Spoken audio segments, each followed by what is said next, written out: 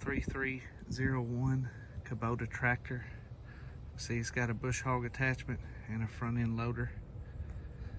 If you're experiencing overheating issues where your EM light is coming on and you can't figure it out, this might be your problem.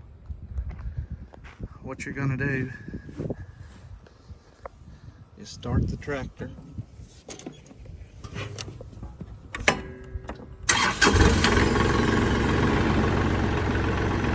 Lift your front end loader up pretty good. Come down here, pull this pin right here, pull that front bar loose forward. Then you're going to come to your right front and pull this hook. The hook's going to come up.